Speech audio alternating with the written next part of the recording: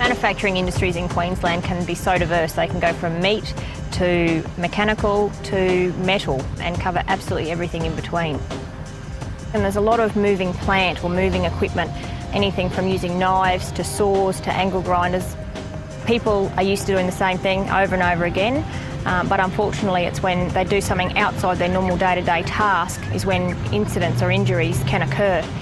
Injuries in manufacturing industry can be anything from a strained lower back from lifting something the wrong way, through to a wound injury from a knife, to having a finger or a toe cut off by a saw, to being run over by a piece of mobile plant, a forklift, or having your arm caught in an auger.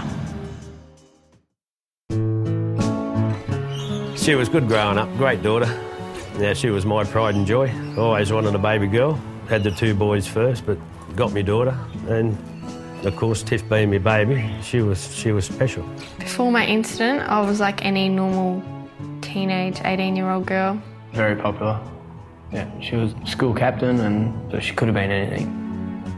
I didn't think I had a chance with her. We got together officially 4 weeks before I had my accident. Didn't even really know if we loved each other that much. You know, it was sort of the first stage. You find out if you love someone or not, and then this happened. And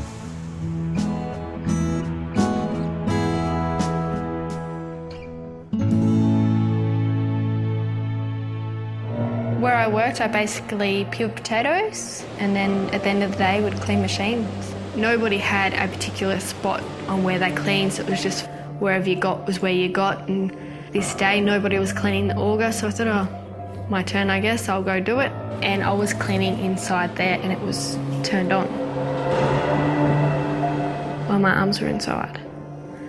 So I don't know whether somebody's reached over and has hit the wrong button because they were all on the same switchboard. All I remember is it coming on and thinking, oh no, this ain't good. Her right arm had got caught in by the auger and was starting to drag her into the auger. Because it spins, my arm has spun up inside it. And then I've reacted and stuck my left hand in to try and pull my right arm out, and it got caught as well. And I just see blood and flesh and stuff going down my arms, and I remember screaming and somebody coming over and turning the machine on. She was quite high off the ground.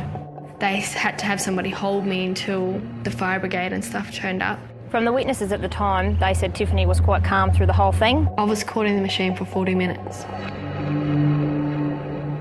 Felt like it was forever. When I got there, Tiffany had just been airlifted out by care flight to Brisbane, to the hospital. The most confronting thing is you've got a young person that's gone to work for the day and is coming home quite potentially without her arm. She was as good as on her deathbed. She was busted.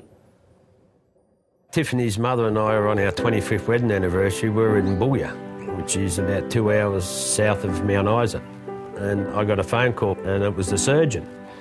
He said, because she'll be unconscious when they bring her in, you're the next in line, can I give them permission to cut her arm off? And I said, mate, I don't care what you do, you just keep her alive. We'll be there in the morning. Gut-wrenching. Absolutely gut-wrenching. Just to see your little sister, only 18, tubes all down her throat, everything just to keep her alive. And anytime you hear your daughter or a family member's had an accident, of course you think the worst. And then when you get a phone call to say you've got to give them permission to cut your daughter's arm off at 18-year-old, it's not the best feeling. Dad and Matt both struggled. I could see, they'd come in and, they're wanting to be there to support me and stuff, but I know it was hard for them. That first day we seen her, nearly passed out there and then. Felt like I was going to throw up and got real lightheaded and had to sit down and just chill out for a bit. And then she woke up and the first question she asked me was, if you're going to go now. I said to him, if you're not going to be able to handle me either having one arm or all the scars and stuff, I said, leave now. I said, don't hang around. Don't leave at the end when it gets too hard. I said, it's going to be hard. I said, leave now if you want to go. And he said it broke his heart. I said, I'm not going anywhere. So I guess I wanted to know he was in it for the long haul. I just knew it was that girl. I didn't care if she got her arms amputated or it was worse off or if it didn't happen. She was mine and I wasn't letting her go. So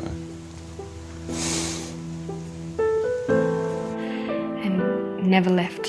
I was in hospital for 6 weeks, he had 2 days off. And that was only because my parents made him. He just sat there and done everything for her.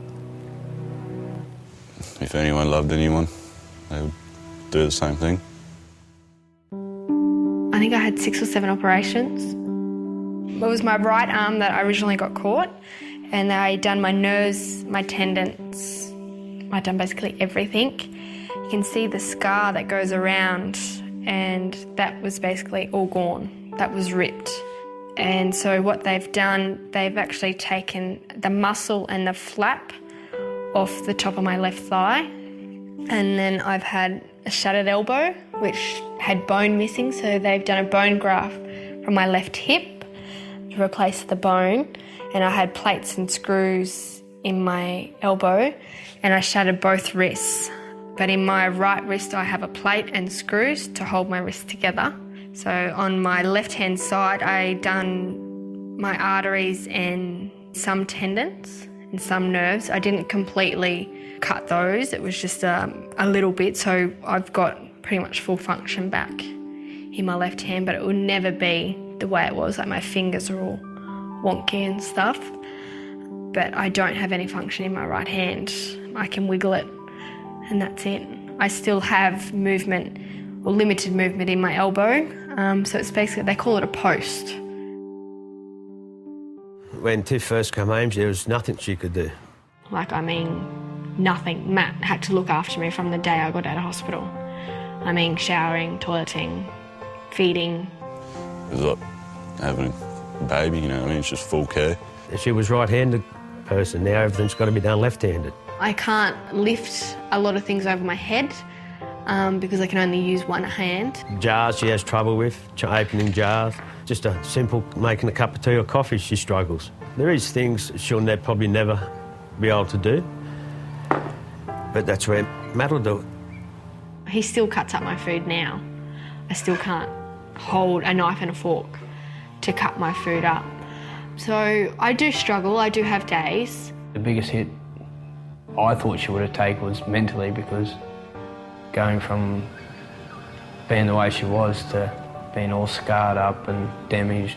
Like, she's 18, 19 year old, and like most girls then are wanting to put makeup on and look pretty, and there she is with scars all over her. And well, I can be in the shops anywhere and I can just have people that will just stop and just watch me as I walk past. I feel like a freak show for just people to just stand there and stare. The way I cope, I think, to describe it best, I have Matt and I have my dad. And now I have Billy. They keep me sane, I think. If I was a single 18-year-old girl when I had my accident, I'd be completely different. But knowing that my scars and the way my arms are and all the scars and stuff on my legs don't bother Matt, I think that makes it easy. I feel for Matt. There's a lot of stuff he hasn't spoken to anybody about. not even my mates or anyone. But I just sort of kept to myself. But around everyone I was fine, but inside I was just every day. I used to have nightmares and wake up and grab her and say, you're right, and sort of just hold her on that. And I do think it was preventable. They didn't have things in place that they should have had things in place. I think they should have a safety switch where all machinery is locked down before cleaning. Had the machine have had the guard back on it, Tiffany's arm wouldn't have been able to get into the auger. she'd never been inducted on how to use the machine and all that. Young people are vulnerable in that they're quite often in their first job. They may not have had any previous work experience. They won't have any training or may not have any training in what they're doing. And everything they're doing is new, and sometimes they don't understand the risks of what they're actually taking place.